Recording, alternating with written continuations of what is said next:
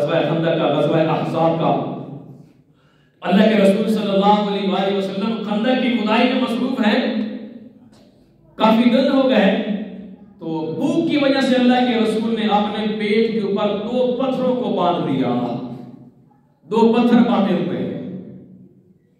تو رسول اللہ کا جانثار وفادار صحابی رسول حضرت جابر بن عبداللہ رضی اللہ تعالی عنہ، توجہ کرنا، آپ کو باطنی معراج بتانے لگا ہوں۔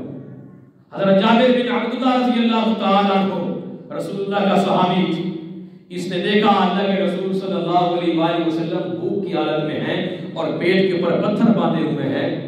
اس نے آگے بڑھ کر کے اللہ کے رسول سے اجازت لی کہ یا رسول اللہ صلی اللہ علیہ وسلم مجھے ذرا گھر جانے کی تھوڑی دیر کے لیے اجازت عطا فرما دے۔ اللہ کے رسول نے فرمایا میرے صحابی جابر، آپ کو اجازت ہے، آپ جا سکتے ہیں۔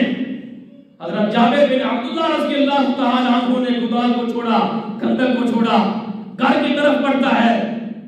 دروازے پر دستک ہوئی، اہلیہ نے دروازہ کھولا۔ جابر بن عبداللہ کہنے لگا اپنی اہلیہ محترمہ کو، آپ کو پتا ہے کہ رسول اللہ کی حالت کو میں نے دیکھا ہے لیکن مجھ سے برداشت نہیں ہوا۔ صحابہ کرام تمہاری عظمت پر کے، تمہاری عظمت پر قربان، تمہاری عظمت کے کیا کہنے جو رسول اللہ کے شانہ بشانہ کھڑے ہو کر کے جنگ لڑ رہے ہیں۔ لیکن آج جب اسلام کے اوپر مشکل آ جائے تو جو میدان کے اندر ڈٹ کر کے کھڑا ہو جاتا ہے وہی لا الہ الا اللہ کا سچا عاشق ہوتا ہے۔ یاد رکھو، جو دولت کی خاطر، دنیا کی خاطر، مال و دولت کی خاطر بھاگ جائے وہ اللہ کے رسول کا عاشق نہیں ہے۔ یاد رکھو، جس کے اوپر مشکل آئے، حالات ناساز آئے، جیسے بھی حالات آئے، یہ اعلان کرتا ہے کہ میں دین کے اوپر اللہ کے پیغمبر کی شریعت پر ڈٹ جاؤں گا لیکن یہاں سے پیچھے نہیں جاؤں گا۔ یہ ایمان والوں کا جذبہ یاد رکھو۔ تو بہرحال بات اسی طرف نکل جائے گی۔ جابر بن عبداللہ رضی اللہ تعالیٰ عنہ نے کہا آپ کو پتا ہے رسول اللہ بھوک کی حالت میں ہے لیکن مجھ سے برداشت نہیں ہوا، میں گھر اس لیے آیا ہوں کہ اگر کوئی چیز کھانے کی ہے تو وہ میرے حوالے کر دے، میں اللہ کے رسول کے حوالے کر دوں۔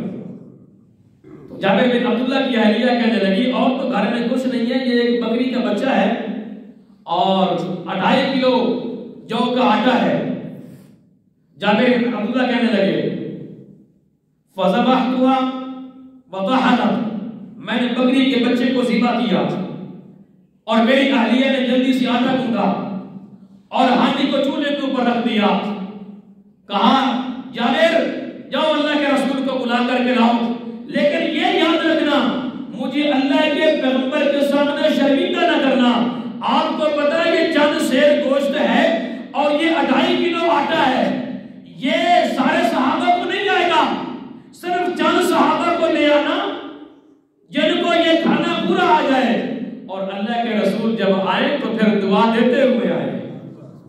جابر بن عبداللہ رضی اللہ تعالیٰ عنہ واپس بلدے خندق کی طرف اللہ کے رسول کی خدمت میں حاضر ہوئے۔ فسارتہ اللہ کے رسول کے کان کے اندر سرگوشی کرنے لگے کہ یا رسول اللہ صلی اللہ علیہ وآلہ وسلم میں نے آپ کی دعوت کر رکھی ہے، آپ اپنے چند صحابہ کے ساتھ، چند رفقا کے ساتھ، چند جانثاروں کے ساتھ میرے گھر میں تشریف لائیں اور میرا کھانا تناول فرمائیں، میری دعوت کو قبول فرمائیں۔ اللہ کے رسول نے فرمایا اچھا جابر ٹھہر جاؤ۔ اللہ کے رسول نے تمام خندق والوں کو بلایا۔ اب یہ خندق کھودنے والے کتنے تھے؟ سیرت کی کتابوں کے اندر یہ بات درج ہے اور تاریخ کی کتابوں کے اندر بات درج ہے اللہ کے پیغمبر کے ساتھ 1000 صحابہ کا لشکر تھا، 1000 کا۔ اللہ کے رسول نے 1000 کے لشکر کو بلا لیا، فرمایا آج جابر بن عبداللہ نے آپ کی دعوت کا انتظام کیا ہے، چلو میرے ساتھ ہم نے جابر بن عبداللہ کی دعوت کو قبول کرنا ہے، دعوت میں شامل ہونا ہے۔ یار پہلے دعوت کے انتظام تھے لیکن اب نہیں ہے۔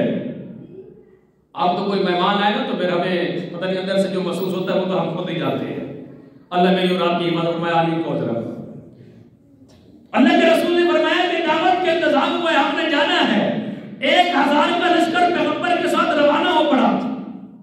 اور جابر بن عبداللہ کو کہا اللہ کے پیغمبر نے کہ جاؤ دوڑ لگا کر کے میرے آنے سے پہلے چولہے سے ہانڈیا کو نہیں اتارنا اور میرے آنے سے پہلے آٹے کی روٹیاں بنانا شروع نہیں کرنی۔ جابر بن عبداللہ نے دوڑ لگا دی، گھر پہنچے، اہلیہ کو بتایا کہ اللہ کے رسول آپ نے تمام صحابہ کے ساتھ آ رہے ہیں۔ تو جابر بن عبداللہ کی اہلیہ کہنے لگی اللہ کے بندے شرمندگی تو آپ کی ہونی ہے، میرا کیا جانا ہے، آپ نے کیا کیا؟ یہ چند سیر گوشت اور چند سیر آٹا، اللہ کے رسول کے ساتھ 1000 کا لشکر ہے۔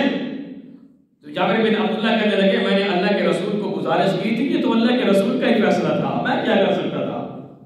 بہرحال اللہ کے رسول پہنچے، اللہ کے رسول نے فرمایا جابر کو کہ جاؤ اس ہانڈیے کو اتار کر کے میرے پاس لے آؤ۔ اب اس ہانڈیے کو اللہ کے رسول کے سامنے کیا گیا، اللہ کے رسول نے اپنا نبوت والا لعاب نکالا اور اس ہانڈیے کے اندر ڈال دیا، اس سالن کے اندر داخل کر دیا اور فرمایا کہ آٹا لے کر کے آؤ۔ آٹا کے اندر بھی اللہ کے رسول نے اپنا لعاب مبارک ڈال دیا اور برکت کی دعا کی اور فرمایا کہ چولہے کے اوپر ہانڈیاں کھڑی رہے، وہاں سے اتارنی نہیں ہے، وہیں سے سالن ڈال کر کے دیتے جانا ہے۔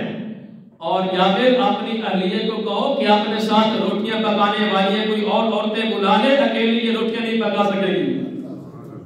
حالانکہ آٹا صرف جو ہے 2.5 کلو ہے، لیکن اللہ کے رسول نے اعلان کیا اپنے ساتھ اپنی اہلیہ کو کہہ دو کہ اپنے ساتھ اور عورتوں کا بلا لے، روٹیاں پکانے والی جو ہو، اکیلی سے نہیں پکائی جائیں گی۔ یہ اللہ کے رسول نے بتا دیا۔ اب اس طرح جو ہے دسترخوان لگ گئے، کھانا تقسیم ہونا شروع ہو گیا۔ جابر بن عبداللہ کہتے ہیں اللہ کے رسول کے لعاب کی برکت سے اور رسول اللہ کی دعا کی برکت سے 1000 صحابہ کرام نے کھانا کھا لیا، روٹیاں کھا لی، پیٹ بھر کے کھانا کھا لیا۔ لیکن جب ہم نے سالن سے جو ہے اوپر وہ ڈھکن اٹھا کر کے دیکھا تو سالن کا پتیلا بھی کناروں تک بھرا ہوا تھا، آٹے والی پرات بھی کناروں تک بھری ہوئی تھی۔ یہ رسول اللہ کی نبوت کے لعاب کی برکت تھی اور رسول اللہ صلی اللہ علیہ وسلم کے